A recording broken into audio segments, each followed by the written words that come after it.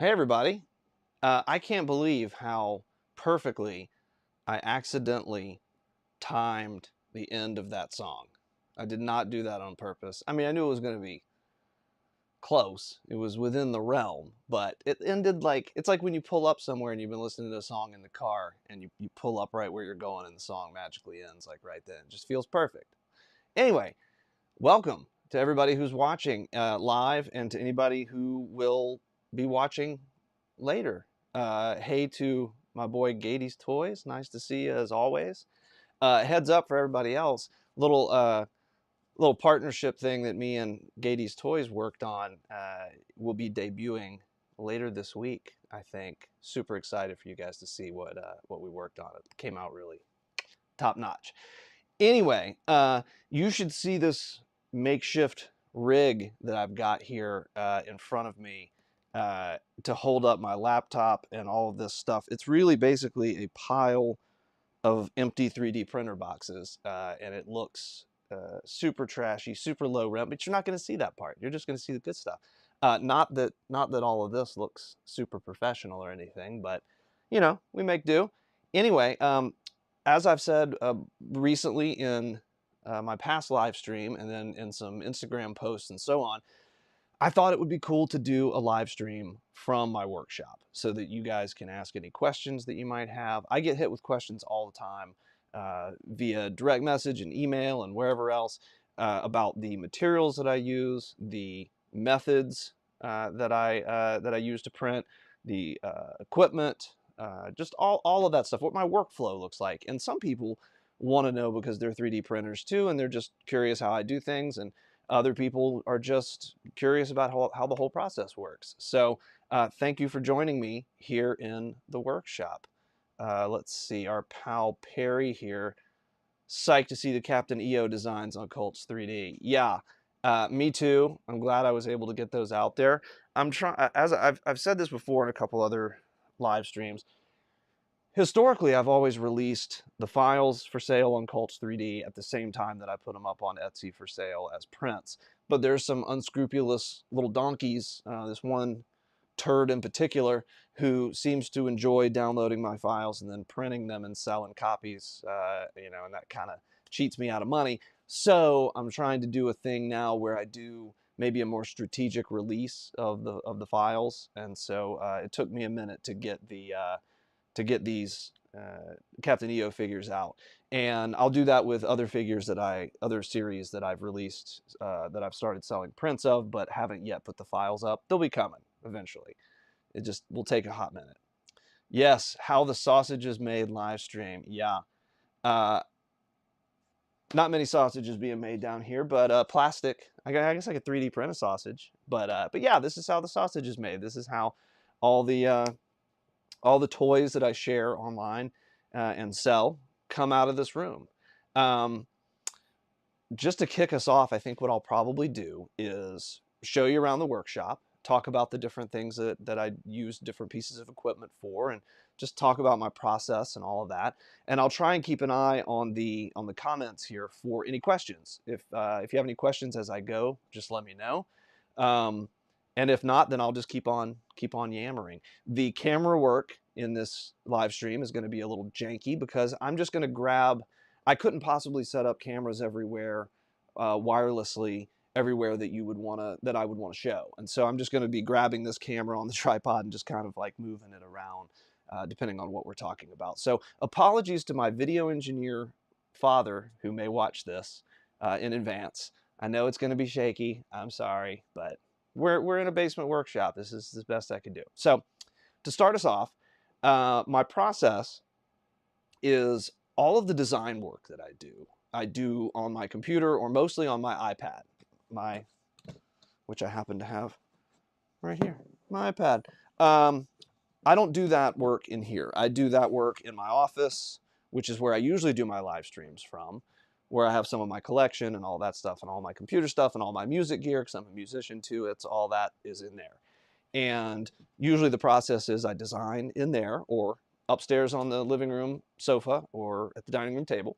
And then either wirelessly or on a USB stick, depending on which printer I'm using, it comes into the workshop here to actually be printed and cured and cleaned and painted and all that. And then I load up a box of stuff that I've printed and I carry it back into the other room, my office room, where I put everything in boxes to go out to customers and print labels and all of that fun stuff. So we won't be dealing with anything in there. I may do a tutorial video at some point soon about my actual design process. I think that would be fun for some people to see. But for right now, we're just going to be focused on the actual making of the stuff in here. So this is the workshop. I mainly, this was more for woodworking and carpentry and stuff when I was more focused on that. But then 3D printing started out as kind of a tiny corner in my carpentry workshop here, and then it slowly just took over everything to where now my table saw and my piles of wood are basically relegated to a back corner, which you'll see in the background here in a minute. But in here I have currently 2 FDM printers for filament and a handful, 3 currently running functioning resin printers as well. And I'm just gonna take you around. Again, this is gonna look a little janky, so I'm just gonna grab this camera right here and just start walking it around. I hope when I unplug this cable it doesn't disconnect me. Uh-oh. Oh, okay, good. It reconnected. That's awesome. Okay. So we're just gonna take this around. And starting out over here, oh, there's my ugly light ring. That's where I store all of my filament right there. And there's the the remains of my carpentry work back there, just kind of shoved in the back behind all of that, because everything else has been taken over with 3D printing. Brian says, hey man, would definitely like to understand the design process in the future. Yes. Oh yeah, sometimes I forget I can just push this button and it comes up on the screen. Yeah, man, good. I'm glad that you're interested in that, because I definitely think other people would be too. So I'll do a tutorial, probably not a live stream, because it's just a little too, some parts of the design process are so time consuming, I'd want to fast forward through them. So anyway, just walking over here, all of my filaments. I am just now really getting into filament printing because I had a really janky filament printer, and recently I upgraded to this, which of course is a Bamboo Labs P1S printer, which these guys, they've just really figured out how to make a much more turnkey experience for filament printing. That type of thing just really hasn't occurred for resin printing quite yet, but for filament printing, this is the thing right here. And actually, I just finished printing some, these are dividers for like a Craftsman hardware storage unit, which you'll see here in a second. So it's super handy.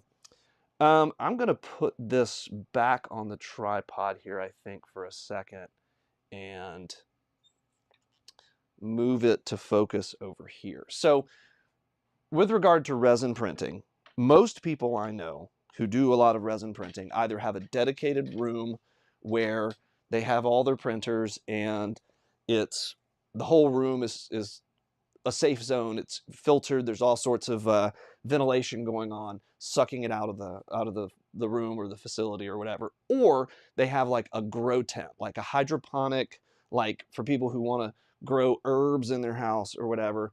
You can also use those to isolate resin printers and trap the fumes and then pump them out with a fan outside. Other people, myself included, use like household furniture. This is an IKEA piece, and I hacked it into oblivion, just like some other IKEA pieces that I've done for this purpose, so that it'll work for my needs for 3D printing. So it's a 3-door cabinet here. I'm going to adjust the tripod again, just so you can better see what I'm talking about here. I'm going to pop over here and check out these comments. Let's see. How did I, let's see, Voice of One says, how did I get into this? What was my first figure? Hey, thanks for the kind words, man, too. The answer to that question is, I used to do, I dabbled in, yeah, I already said I did woodworking, and I did 2D design work, just like band posters and things like that, Photoshop, Illustrator, stuff like that. And then I dabbled in resin casting.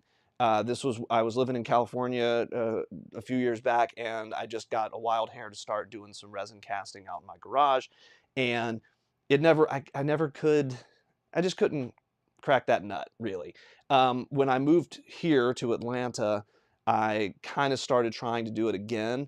And honestly, the temperatures here, the fluctuation and the humidity and everything just made it really difficult. Couldn't get the right pressure pot kind of situation to get the bubbles out. It was a catastrophe. And then I saw two people. It was Trash Compactor Customs and the 3D Panda were selling resin 3D prints through Etsy. And shout out to Norm and Christina at 3D Panda and Mark at Trash Compactor. They're my buds now, which is great. And also, I didn't get prints, but I got designs from Vivid Motion Customs. So shout out to my boy at Vivid Motion too. But all three of those folks were doing great design work with vintage style action figures and doing prints and all that. So honestly, I thought these prints can't be any good quality. They gotta look like crap, because all the 3D prints that I had seen came off old janky filament printers, and the detail wasn't there. I ordered a few figures from Trash Compactor and from 3D Panda, and they looked great. Actually, I still have this because I never painted it. Sorry, Mark. But this is an Ula figure that was printed by Mark, and I believe this was designed by Vivid Motion. And I got this, and I remember looking at it and being like, first of all, this is incredible that the technology has gotten to this level. And secondly, I think I could do this. If I got real nerdy with the science and all that stuff, I might really get into this. So I started downloading some files from other designers and kind of reverse engineering them, and just, looking at how they were made and seeing like, man, maybe can I translate my 2D design skills into the 3D world? I tried ZBrush, a couple of different design tools, couldn't really get into it. And then I got Nomad Sculpt for my iPad, and it changed everything for me because you can use a pen, and it's all very, it felt very organic for me. And that's when I like really dove into it. The first figure that I designed was probably I did a figure based on the prototype from Kenner that was never made of Jabba's dancer, Yarna Gargan, something like that. And at that point, I wasn't good enough of a designer. I wasn't experienced enough to do the whole thing myself. So like, I had a better designer help me get that finished and get it right. And again, that was an opportunity to reverse engineer it. I looked at all the things that he did to improve my initial ideas and just really make it look great. And I was like, oh, that's how you do it. Okay. And from then on, it's just been a learning experience, trying to constantly improve. I try to do a good job of going back to my older designs and retooling them, improving the joint strength, improving the details in them whenever I can, and then releasing the updates on Cults 3D as free updates for anybody who's already downloaded them. One of these days, it's like George Lucas. I can't let it go. I can't stop tinkering with the old stuff, But one of these days, some of these files, I will have cleaned up all of the old files, and I'll be happy. Maybe. We'll see. Anyway, that was a long answer, but that's the deal. Let's see. Oh yeah, love my P1S. Hey, you printed my Zeb on it. Nice.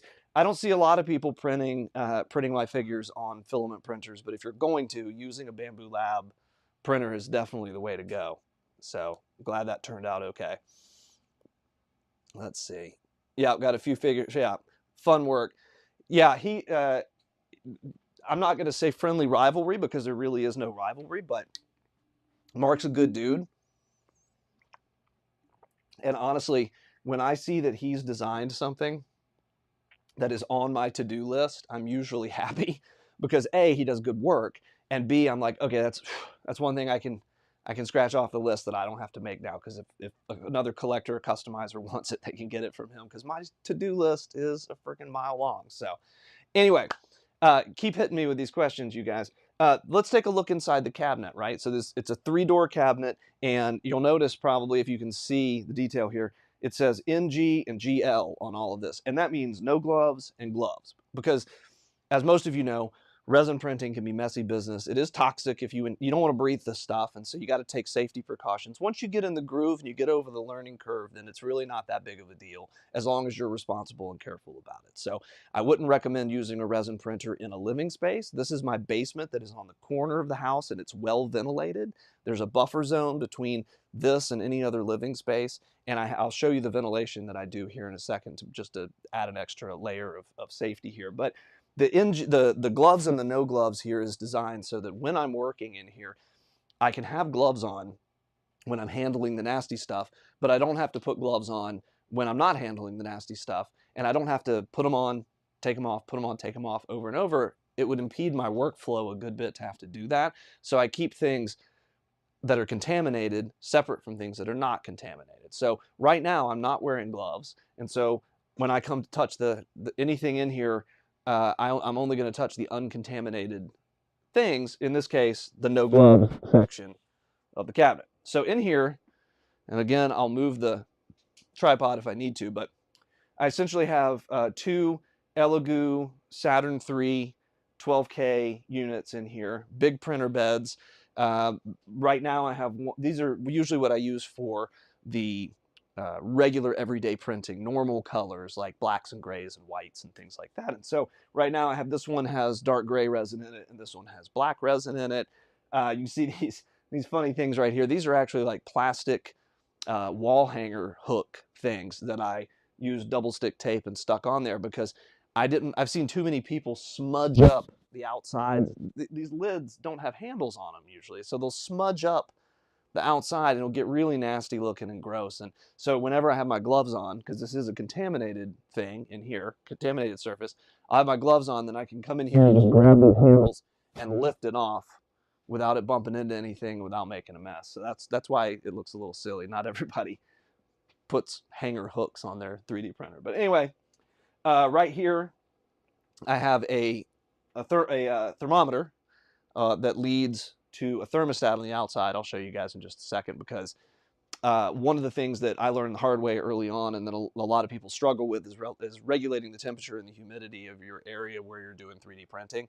I live in Atlanta, and we deal with pretty cold winters, not like up north, but you know, it's chilly, and there's many months of the year where it's below freezing or near, and that means that in an unfinished portion of my house like this, the temperature in here getting into the 50s or 60s is pretty common. And then by contrast, during the summertime, it's Atlanta, hot Atlanta, it gets hot as balls here. And so even with the AC running, I oftentimes have to run a fan in here just to keep the temperature down and regulate that, because resin, if I try to print something in this cabinet and the ambient temperature in there is below, say, 64 degrees, then I'm going to get a lot of print failures. And also if it's above, say, 85 degrees, I'm going to get print failures. So I try to keep it in that window there. I've got a space heater in here that I can heat up this area with if I need to. But it's pretty much a constant struggle unless you live in a place where the temperature is always the same. I'm going to pop over here and take a look at these questions or comments. Let's see. The Ewok figures, dude. Thank you for saying that they look good. I put a picture out of three, my drafts of 3 of the figures. I have since finished the whole Tawani family, and I'm about halfway done with the additional Ewoks that I'm making, and I'm making a Gorax, of course, and I'm gonna design it in a way that it can be scaled however you like, because I think this dude needs to be big, but not everybody has space to store a gigantic figure that's in scale. And so I'm gonna make him probably like 8 or 9 inches tall, and then I'm gonna make it to where it can be scaled to be printed like 12 inches tall. And the one I'm gonna print for myself, and if anybody else wants one, then I could sell one. I'm gonna print mine at like 18 inches tall. I'm gonna use the bamboo, and I'm gonna make this dude like freaking massive. I think that would be really cool. So anyway, I'm excited. And then of course that's just Caravan of Courage, Battle for Endor. I'm working on those figures too. Definitely going to have Noah, all the people that you would expect. And for those of you who said that when I was rewatching Caravan of Courage and I was complaining about how bad it was, when you said that Battle for Endor was actually better, yeah, Yeah, but now that I've rewatched it also, it's a sliding scale there in terms of like what's better. It's still pretty crappy. But anyway, I enjoyed it for nostalgia's sake, and I'm looking forward to finishing the figures. Okay, so back to the cabinet. I'm going to pan this. Actually, you know what? I'm going to take this off of here, and I'm just going to go down like this, because down here I actually have the third printer that is currently. Oh, is this little? I've got this other little tripod. Let's see if this will work. Well, looky loo, that totally works. I'll just keep that right here. Okay, that's good enough. It's a little crooked, but who cares? So this is a Mars 4 unit right here. It's a much smaller bed and much smaller vat. And the reason that I wanted this is because I don't always want to fill up a whole vat of one of the large printers with a crazy color. So I do all of my strange color printing in here. So as you can see, like even like right here, I have some light blue, I've got smoky black, transparent, all these different resins in here. That's why I have this. Right now I've got some red in there. And I'm looking in there and I'm seeing that I think that the print that I printed this afternoon did not turn out right. Man, see, I've been doing it this long and I still have failed prints. So let that be an encouragement to you that if you're getting into 3D printing, everything is not going to turn out amazing even after you've been doing it for a while. I'm going to put some gloves on for a second here because I want to talk about resin while I'm down here. Let's see. For anybody who's interested in these materials, so these are actually these have been opened, so they are, you know, what I would call contaminated. So I don't want to touch them without gloves. But for the most part, I use ABS-like resin as my base for anything that I mix. And so some people just use this straight out of the bottle to print miniatures and figures and whatever, and that's fine. But if you don't get into custom mixing, then you're going to be limited in terms of colors, and you're going to be limited in terms of durability or elasticity. So this right here is great for just like basic figure printing. But even this, my normal recipe is usually to mix Elegoo's ABS-like resin, the 3.0 usually, if I can get it. I mix this with some Anycubic tough resin. And I usually do this in basically 3 parts of this, 1 part of this. And that just gives it a little extra strength and a little bit, the tough resin has a little more elasticity to it. And I find that that's really good for figures that you want to be able to assemble and take apart without worrying about breaking the pegs or screwing up the joints. So that's my recipe there. If I want more elasticity, then I'll do 2 parts of this, 1 part of that, and 1 part of this Resi 1 flexible resin. This stuff is like freaking rubber. I print Ewok hoods and my Luke indoor belts and stuff like that with this. And it's a pain in the butt to print with. So I really don't do it that much. And I wouldn't want to print whole action figures with that stuff. It would be too rubbery. They wouldn't fit together great. So I use that selectively, but mixing it with other things to get the right elasticity and strength is super awesome.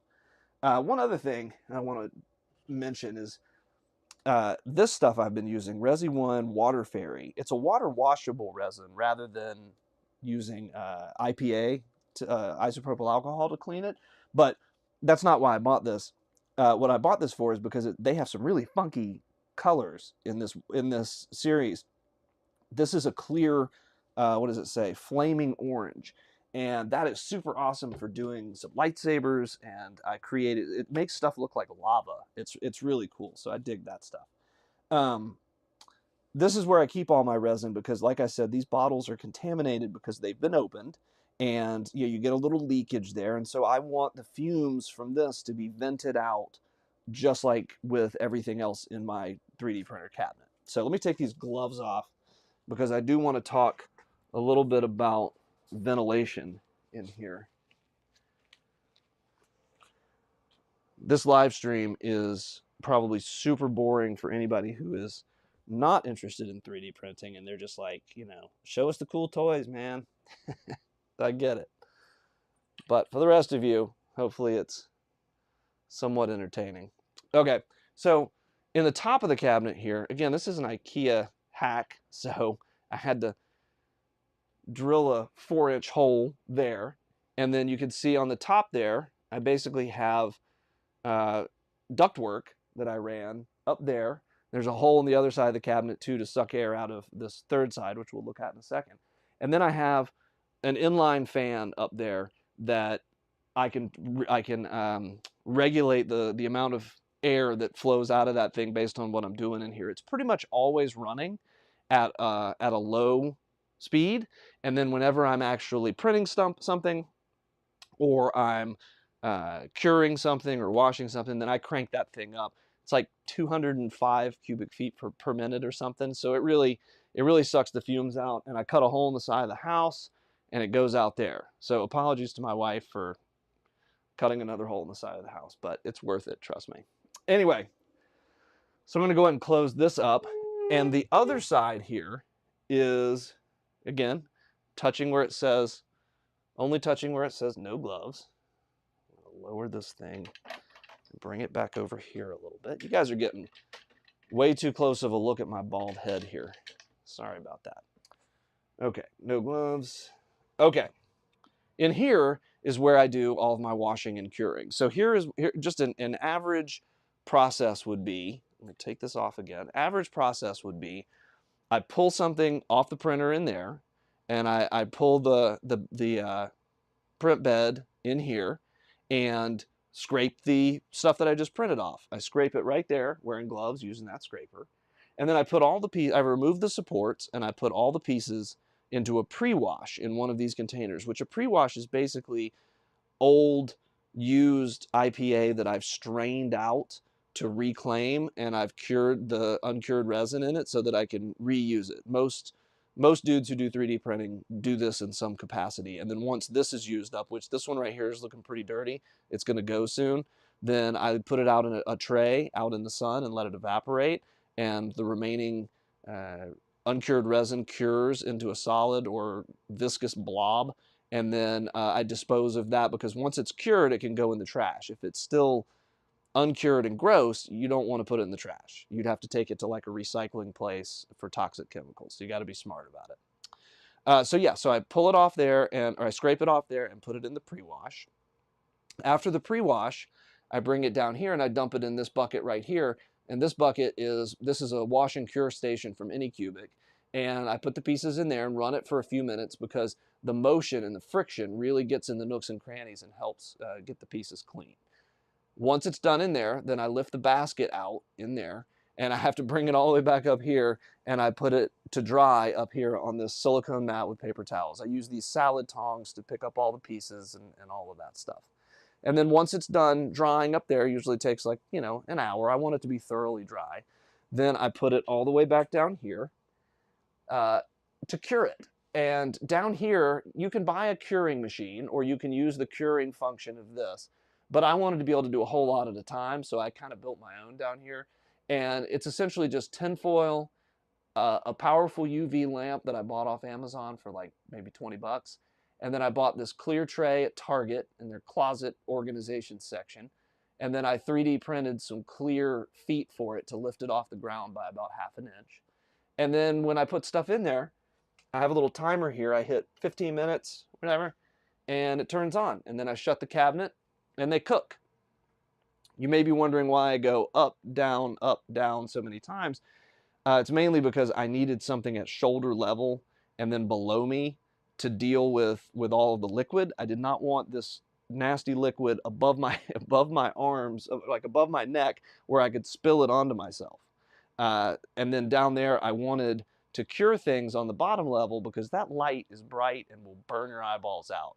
So I want to be able to open and close this cabinet while things are curing and not fry my eyeballs. So anyway, I'm going to turn that off. So that is that. Okay. That was a lot of babbling about that stuff. So let's see here. I see you keep the giant printer boxes around just like me. I do because I got scared.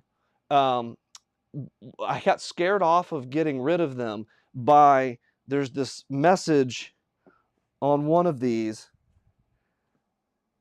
It's on this one. Look at this. It says, notice, please keep this box for return shipping. generic boxes will be rejected. And I'm like, oh God, if this thing, and that's written in some form on like all these boxes. And I'm like, oh no, if something happens and I have to get it serviced, like they won't take it if it's not in its original box. So I have all these, every 3D printer I've ever owned, I've still got the boxes for in here. It's a little silly. So anyway, let's see. Hi. Do you warm up the joints to put the figures together? I know some people do that. I don't.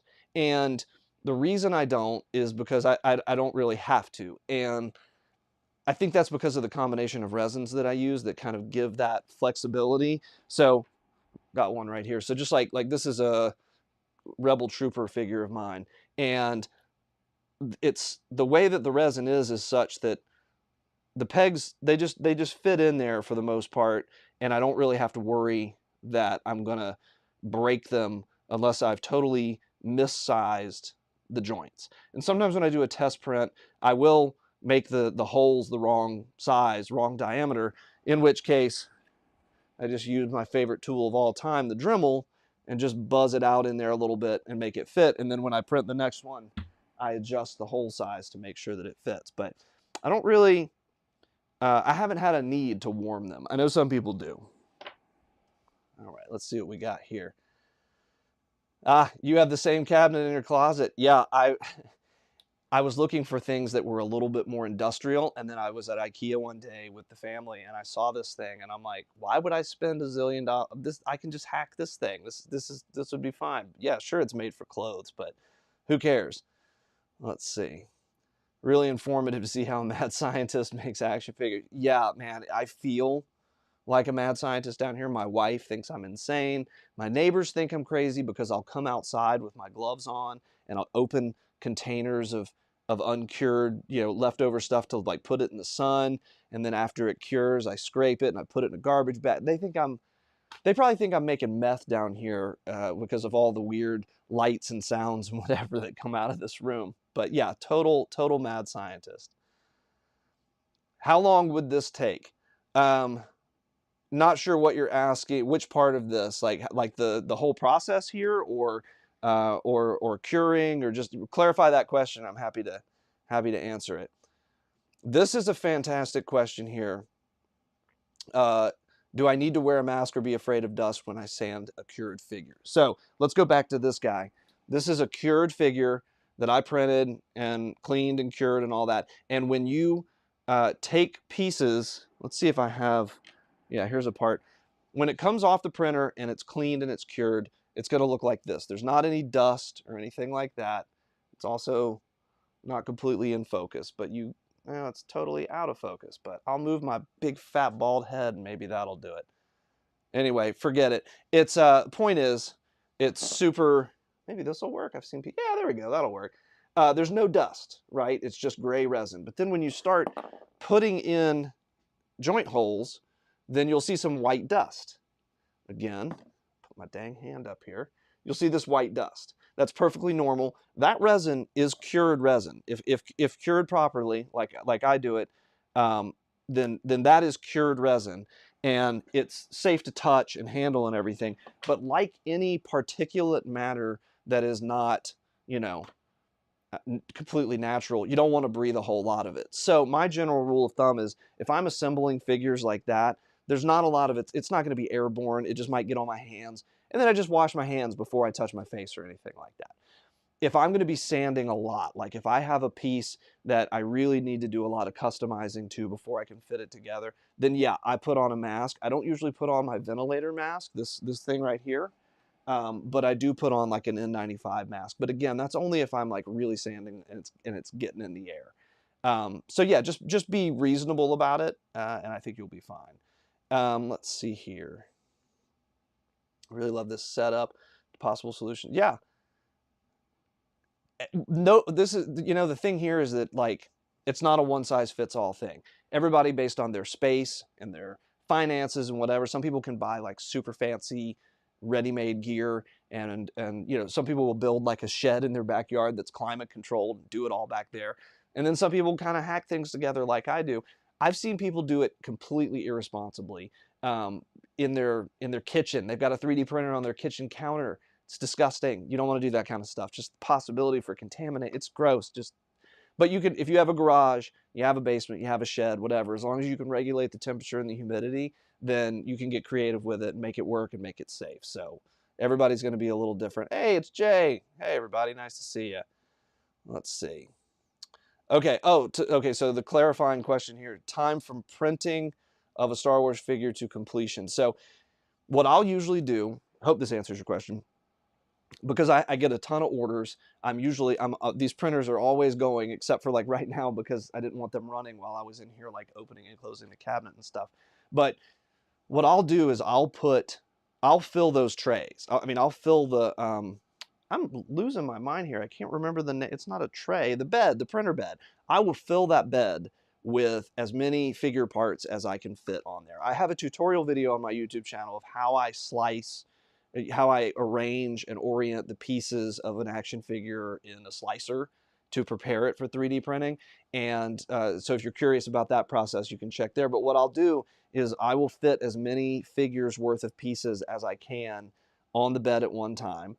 And then I'll come in here, I'll put it on the printer and let it go. And usually the thing about resin printing that's different than filament printing is that the amount of time that it takes to print, say, 25 action figure heads on a bed, and the time it takes to print one action figure head on the bed is the same, because it does it by volume this way, not by distance this way, like a filament printer would, right? So if I fill it with, I put one action figure's worth of parts on there, it's going to take the same amount of time as it would take if I put 10 action figures worth of parts on there. What determines the time that it takes is the height of the stuff that you're putting on there. So for example, if I'm printing, here's a thing. If I'm printing this is my hollow Marva thing. It's pretty big, and I have to print it oriented like this so that there's not a lot of residue from the marks from the supports. I print it like this. This takes about 10 hours to print because it's so big or so tall, and it has to be done vertically. If I have a whole bunch of regular action figure parts on the bed, like here's some droid parts, like 3PO parts. If I have these all on there and they're all printing like vertically like this, then a whole bed's worth will probably take 3.5 to 4 hours, depending on the temperature in here. I have to change it sometimes, but usually about 4 hours to print. And then I let it drain for a little while after that, and then I wash it and I let it dry. That takes about an hour for it to dry, and then I cure it for about 15 minutes, shake the parts around, flip them over, cure them for another 15 minutes, and that's the process. But again, I'm usually doing a whole lot of them at the same time instead of just one figure. So hopefully that answers the question. Let's see here. I was printing your Action Force models on my FDM printer. Oh, good. I'm glad they came out decent. Yeah, good. Glad you were able to join us. And if you have any more questions after this or anything specific, then let me know. Let's see. Oh, and I recently had a resin printed figure's leg crack. Okay, so that is an issue, having a glob of resin come out. I had bought a figure from another customizer that was 3D printed and painted, and it was great. It looked fantastic. And then I had it in my display case with all my other figures. And one day I was just looking in there, or I was rearranging something, and I noticed that his face had cracked. And I thought that was really weird. I'd never had that happen before. And when I looked closely, it had cracked and it was wet on the inside. And so of course, yeah, I put my gloves on and I kind of pulled at it a little bit, and it was uncured on the inside. And usually the reason for that, there are a few reasons. One would be when you print, you're trying to print too fast. You want to speed things up so that it doesn't take forever, but you want to make sure that each layer of what you're printing actually cures, or you're going to end up with cracking like that. Most of the time the cracking is safe, it's just ugly. But in some cases like this, the cracking is not safe because it's uncured resin in there. Other times it's the result of printing something that is too fat and printing it solid rather than printing it hollow. And so just like with filament printing, you can resin print things that are hollow and using infill. And that's something that you have to do with your slicer. But what the trick here that's different than filament printing is that when you do that, you have to create holes in inconspicuous places in the print so that any uncured resin can drain out of it, and also so that you can get isopropyl alcohol into it, shake it around, drain it out, and then cure it properly so that it cures inside and out. A lot of people early on, including myself, make that mistake. I had printed a model that someone else made that I downloaded from Cults 3D just for my own collection, and I didn't get around to painting it for too long. It sat on my workbench over here, and one day I was in here cleaning up and I knocked it off the workbench onto the concrete floor and it broke, and a boatload of uncured resin came out of it. It was a nightmare for me, being so in tune with safety and everything with this stuff, because I had done that so early on and I just didn't know. I should have printed it hollow. So just take precaution with that. Those are the main reasons why that would happen. Scott says, hey, Funky. Hey, man. Let's see. The hollow effect is crazy. Does it come off that good, or does it need post-processing? Great question. I'm glad you answered that, or asked that, because that's something that I was going to talk about. So this does not come off looking like this. When you print, with translucent resin, it comes out. When you pull it out of the resin vat, it looks shiny and clear like this, and you get excited. You're like, oh, this is beautiful, it's perfect. But then you rinse the coat of uncured resin off the outside, and you wash it in the alcohol and let it dry, and all of a sudden it's a matte finish, and it's like cloudy. You can't see through it like this. Well, your friend, actually, I'll show you, because I've been doing some test prints on some windshields, or not really windshields, but dome cover things. This is supposed to be clear. This is what it looks like when it comes off the printer and it's been washed and cured and lightly sanded to make it smooth. Then I hit it with this. Any clear gloss spray will do, but this right off the shelf Home Depot gloss lacquer from Rust-Oleum turns this into this. And again, this is a test print, so it's got some scratches on it that I need to deal with, but this is the exact same thing. The only difference is that this has been hit with the gloss spray. And so that's how I do it with any of my, let's see, any of my translucent lightsabers are that way. These lightsabers come off the printer and they get cured and dried and washed and everything, and they've got a matte finish. Hit them with the spray and suddenly they're glossy. Same with the little holographic hollow Leias here, same deal. So that this clear lacquer stuff, whoops, this is your friend, Home Depot. All right, let's see. Well, for clear resin, ask the same question. You have to finish it. Yeah. Okay, so because this came up about safety and wearing a mask for sanding and all of that, I will mention that this right here, I do have one of these ventilator masks, and when you first get into resin printing, you're going to read on the internet people who say, safety concerns are overblown, don't worry about anything. And then you got people over here that are like, you are going to die if you use this stuff. The truth is somewhere in between, and you just have to be smart and reasonable, right? So when I'm in here like this, just kind of farting around, working on some stuff, I'm not wearing a mask. The air in here is clean. I've got the ventilation running, and I'm good. When I do very basic stuff, like I go in there and I put something on to print, or I'm just like scraping something off the bed, I'm not. You know what? I just got notified that my phone battery is running dead. I'm using my iPhone here. I'm going to plug that back in and let it, there we go. When I have my face in IPA, when I'm like straining the IPA or filtering it, or I'm mixing custom resin colors and stuff like that, I'm wearing this thing. I'm wearing this thing, and I got the window open and I got the vent running.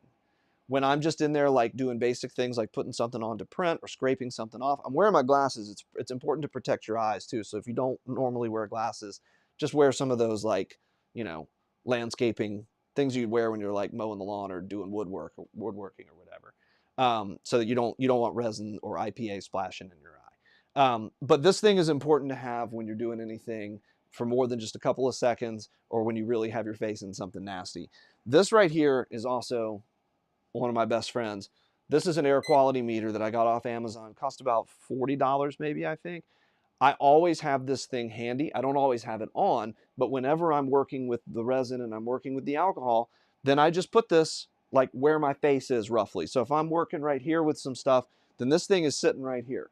And this will measure for VOCs, volatile organic compounds in the air, for formaldehyde and overall air quality as well. So if this right now it says air quality is very good, if I were to put this in there while something is curing and it's off gassing, then this thing would say not safe, not safe.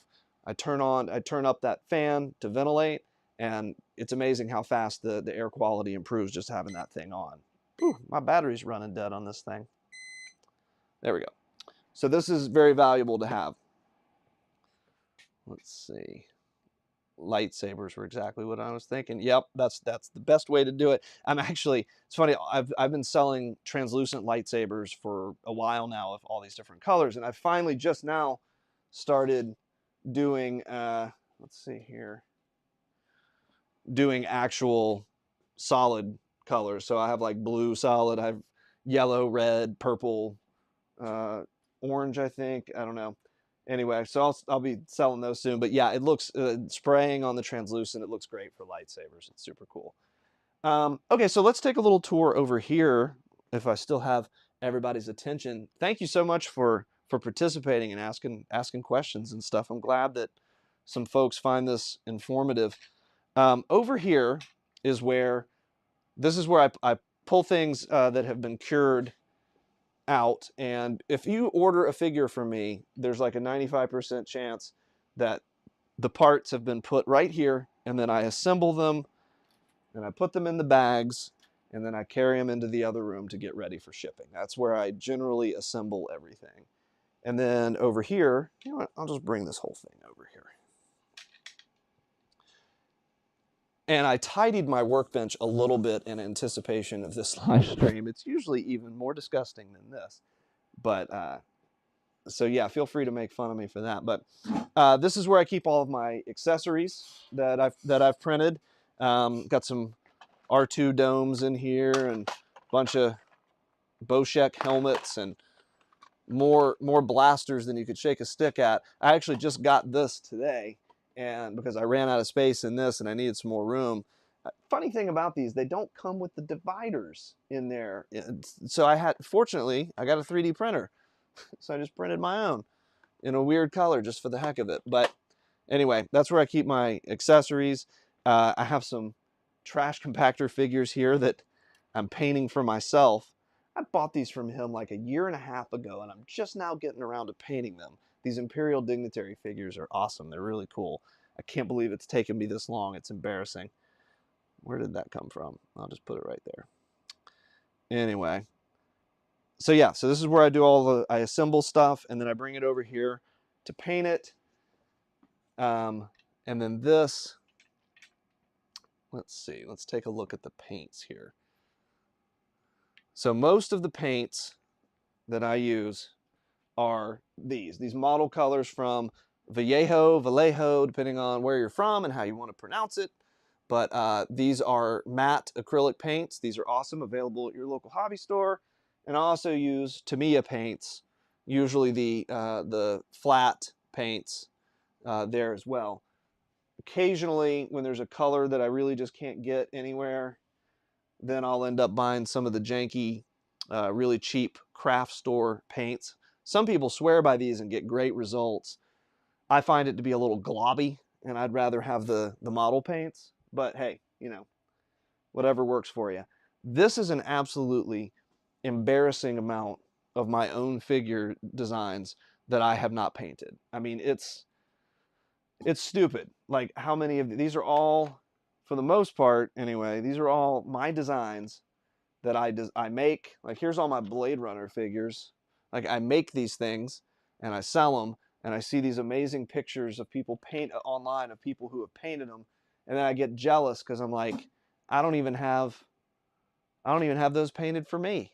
It's crazy. And occasionally I'll get somebody like Keeper's Customs or Greg at Oros Boros Customs to like, or Josh Izzo, you know, renowned painters who paint a ton of this stuff. I'll get them to paint some of my own figures for me because I just don't have the time. I mean, and when it's not like I don't enjoy it, because I mean, when I do get to it, like I did this guy, did this Y-wing figure. I mean, when I get to it, like I actually enjoy it.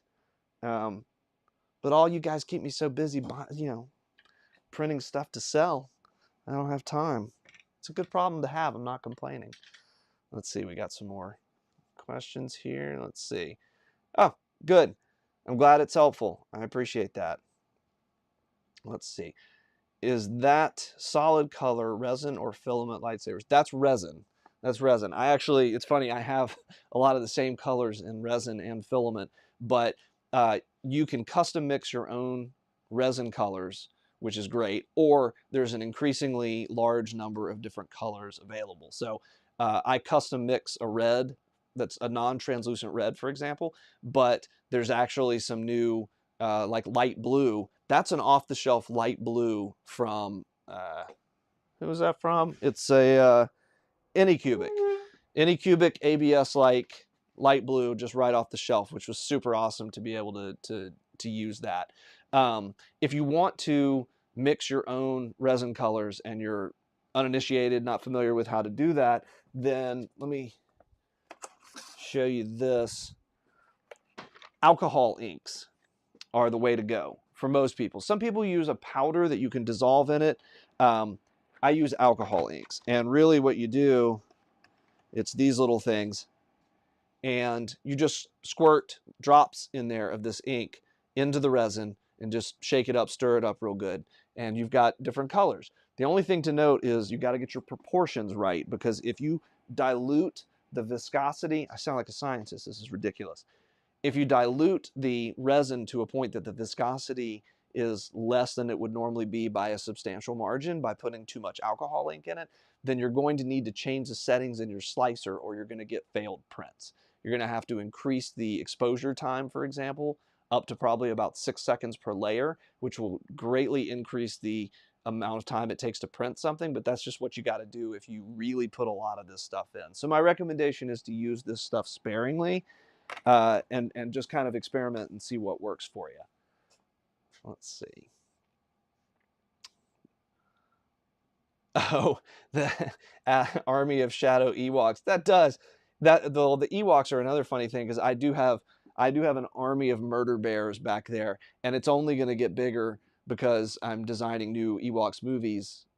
But a lot of those, it's funny, there's like duplicates in there, but I made some of those out of extra pieces from partially failed Ewoks. I'd be like, oh, well, I got a couple of arms here and a couple of legs there. I'll put them together and I'll paint them randomly, and they'll just be random background Ewoks. I also have this idea that after the Battle of Endor, the Ewoks went around and picked up all of the discarded stormtrooper armor and weapons and things like that. And so I want to make some Ewoks that actually have little bits of that armor on them.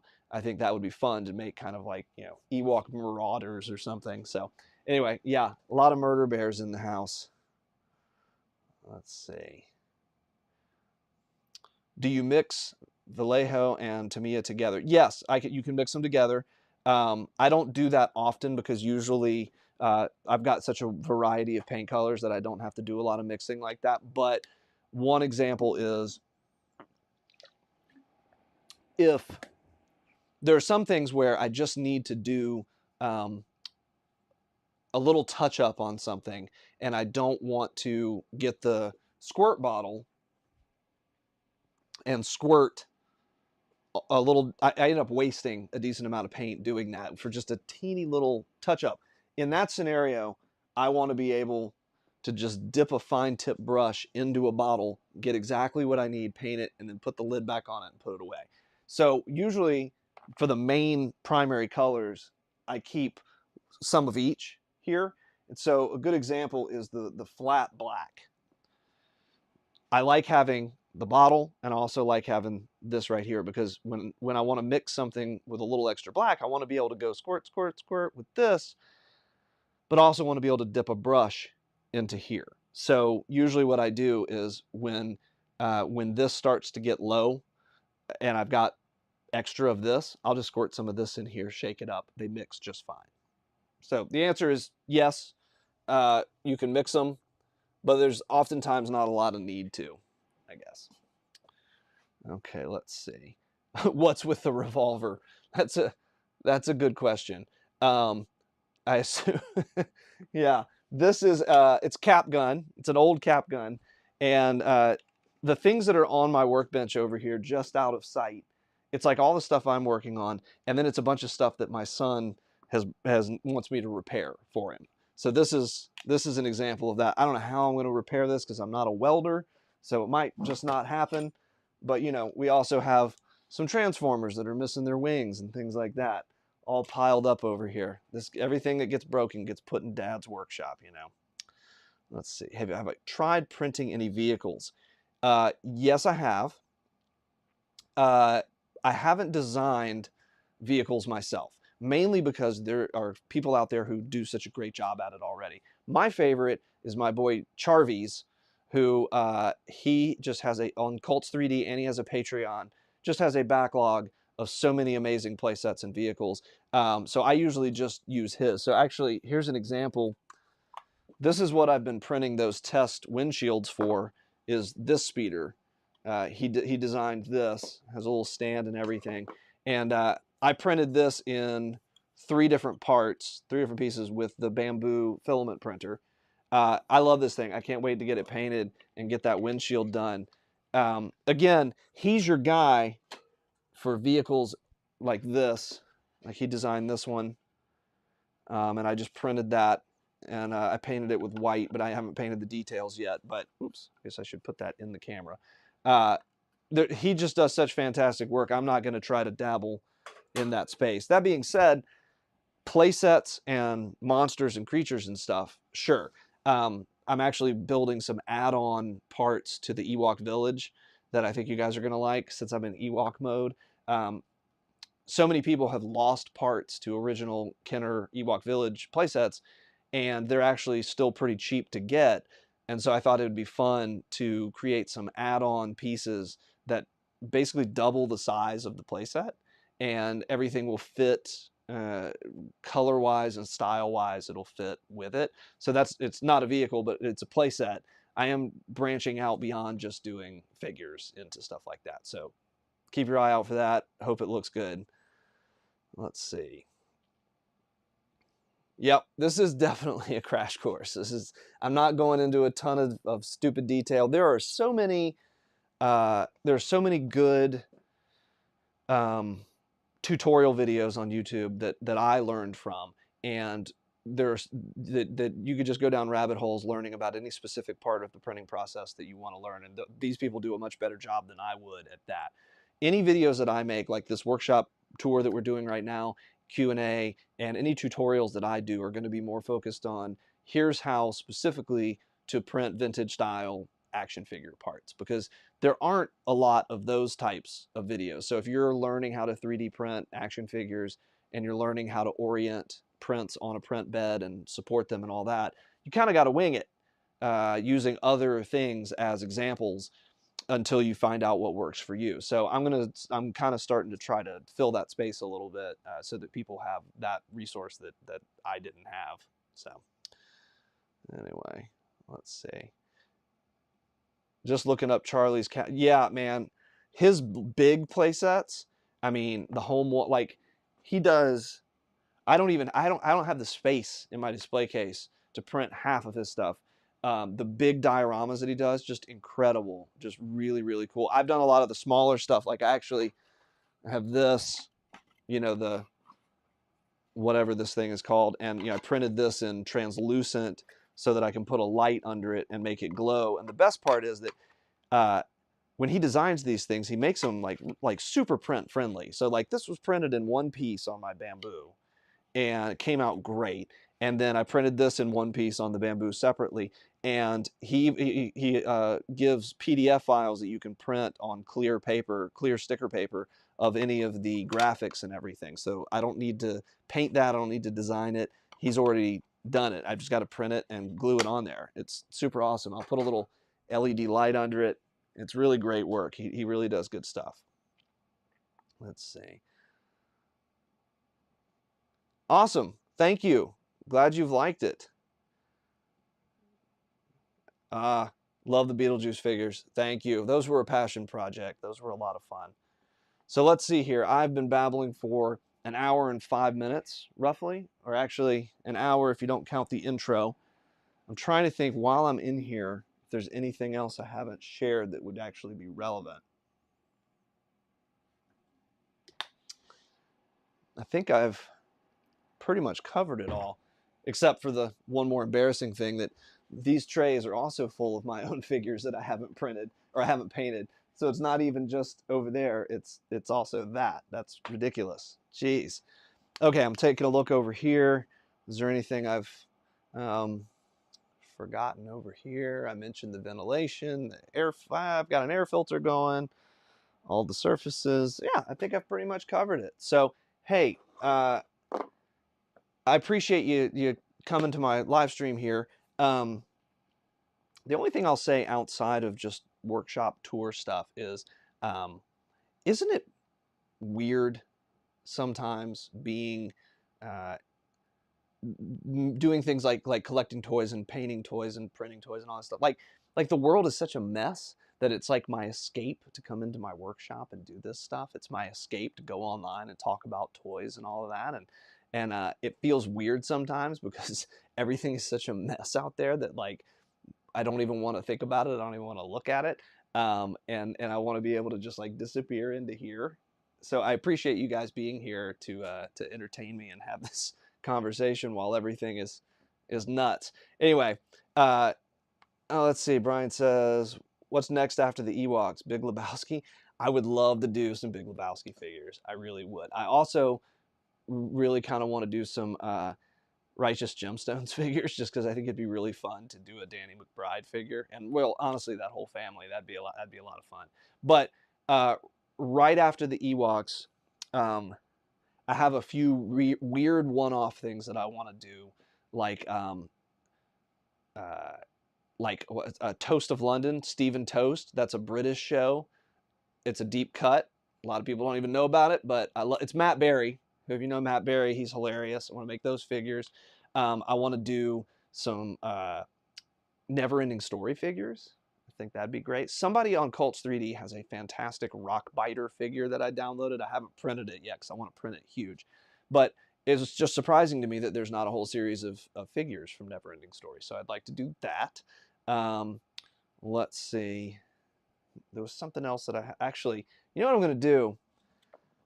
While I've got you here, I have my massive to-do list right here, and I can read some things off to you, and you can tell me if you think any of them are worth a damn or not. Let's see what we got here.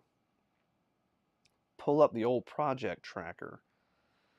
So the Ewoks figures, Toast of London, the Ewok, I'm going to make the Ewok Village add-on parts. That's coming too. Oh, my Andor Season 1 figures were such a big hit. Everybody really seemed to like those, and I enjoyed designing them. I love that show. I can't wait for the Season 2 to hit. If there are good characters, which I'm sure there will be some great character designs there, then I'll have to whip up some from Andor. So I'm kind of holding a tentative space for April and May for some new Andor figures. And I also want to go back to Andor Season 1 and Rogue One and fill in some gaps there as well. So there are definitely some Rogue One figures that I'd like to do. Like, I haven't done a Krennic figure, and I know he's in Andor Season 2, so I'll probably do one of him. I want to do Jen Erso and Galen Erso.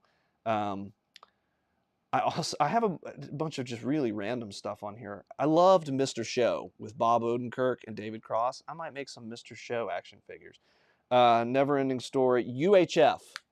The movie UHF with Weird Al has some hilarious characters in it. I got to make a few UHF figures. I'm really diving more into 80s and 90s weirdness as I have just gotten so deep in Star Wars stuff, and I want to diversify. I really enjoy doing the Beetlejuice figures and like Bill and Ted and Blade Runner and all that. So I'm going to be doing some more non-Star Wars stuff. But that being said, There are a bunch of original trilogy figures that are on my list. Some more background dudes from Jabba's palace. Jenny, Han's lady friend. Laudica, she's like the lady in a red jumpsuit. These are deep cuts, but people request them all the time, so I'm going to do a bunch of those. More Star Wars holiday special figures. I will probably do another series of those at some point. I talked about Andor. I still want to do more. I want to create some custom mini rigs. I have some sketches, some designs for those, but it's just fallen way down on my list. I also want to do more B sci-fi movies like Star Crash, Silent Running, things like that. So, man, this thing, there are 352 figures on this to-do list, and I've done, well, that's pretty respectable. I've done about 160 of them just on this list that I started not that long ago.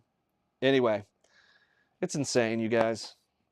There's a never-ending supply of things that I want to design and that people want to buy, so that's awesome. Let's see. Oh, I love it. I love that somebody referenced Clem Fandango. Can you hear me? Yes. Yes, I can hear you, Clem Fandango. Andor, UHF would be great. Awesome. Yeah, there's just so many funny characters in that I could make. It's just great. Ooh, Goonies and Back to the Future. Goonies, yes, especially because my boys have gotten really watched Goonies and actually really enjoyed it. Goonies and Back to the Future are two things that I believe, especially with Back to the Future, Super 7 made a bunch of reaction figures and covered some of the bases there on that.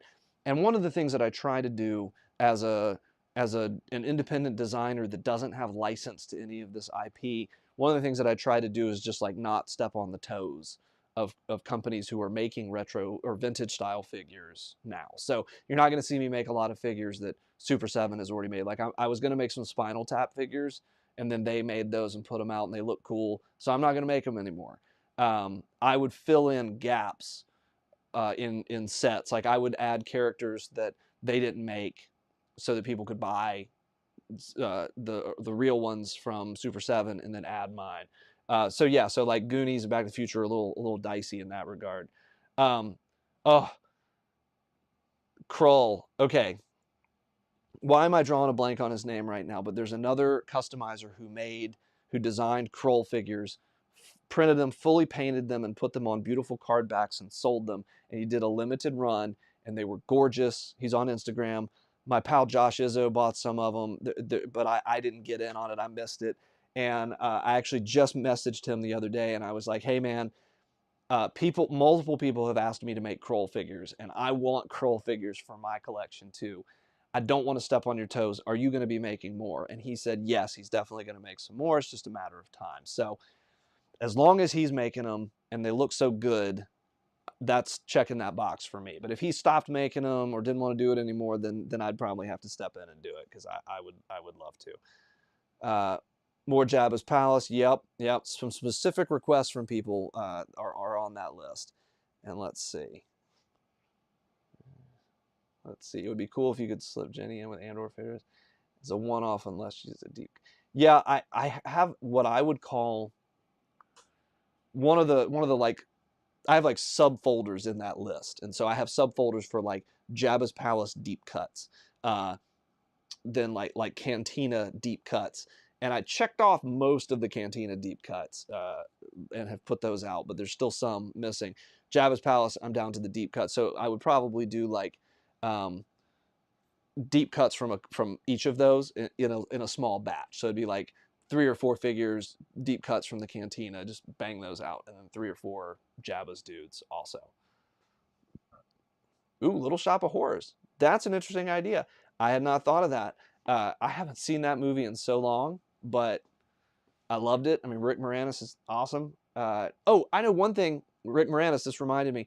I do want to make a few like 90s style Ghostbusters figures. I never had that. I mentioned this in one of my other live streams when I was talking about the 3.75 inch 3.75 inch O-ring Ghostbusters figures that came out that I have that look fantastic. I love those.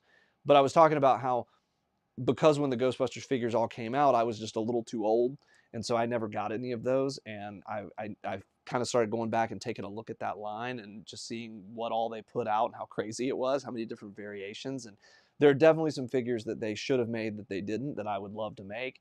And then there's also some that that they made, but maybe I could do like I did with Beetlejuice, where I make some alternative outfits or alternate accessories or whatever like that. So yeah, Ghostbusters is on the list because I want a couple of different versions of Louis Tully. That's what made me think of that. Let's see here. Was it Prometheus's Kroll figs? Maybe. I can't remember. But he also made, very recently, he made like cardboard diorama things for Kroll also. And I think he made some for Clash of the Titans too, if I remember correctly. And they look really cool. So yeah, whoever it is, I'm going to remember as soon as I get off of this live stream. The old Highwayman TV show. Highwayman TV show. I don't remember that. I'm going to have to look that one up. I actually don't remember that one. Anyway. All right. Let's see. Well, guys, it's been an hour and 15 minutes. The old throat's getting a little sore. You know, I used to be a singer in a band, if you can believe that, and I would go on stage and sing for, you know, an hour, 2 hours, whatever, just play and sing all night, and I'd be fine. I'd maybe be a little hoarse the next day from yelling and screaming and whatever all night, but I would mostly be fine. Now, I feel like an old man. Like I give a presentation for work, or I talk like this for an hour, and I'm like, I need something to drink. Don't know what's wrong with me. Gatey's Toys comes through in the clutch. Yes, Figure Fiend Toys did Kroll. Yes, those were the ones. Super cool. They look fantastic. Knight Rider ripoff that lasted 9 episodes on. All right, I'll have to take a look. It reminds me of that. It was like that phase of 80s television where everybody wanted a piece of the whole like hot rod vehicle with like a smooth, you know, crime fighting dude with the hot technology thing. And so you had Knight Rider, of course, and then you had Airwolf, which I can still remember the theme song in my head as soon as I mentioned the word Airwolf. And then there was, I think, like in order of popularity, it was like Knight Rider, and then it was the one that I just said, and then Airwolf, and then it was Street Hawk, which was basically Knight Rider only with a motorcycle, right? There were probably more that I don't remember, but I just remember as a kid, that phase, watching all of those things, and some of them were just, whew, just terrible, not great. Anyway, look, you guys, I'm gonna run. I hope that you found this informative. It seems like some of you did.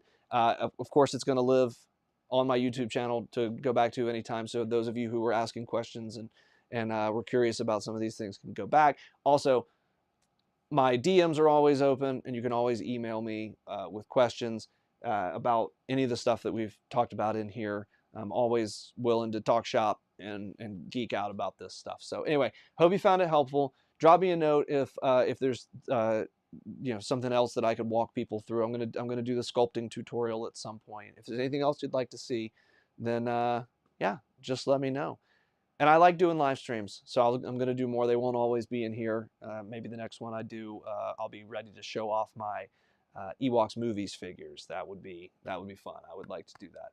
Maybe I'll print up one of those gigantic Gorax figures that I was talking about. Anyway, guys, thanks for stopping by. Thanks for hanging out. Have a great rest of your week. And yeah, until next time, stay funky, everybody.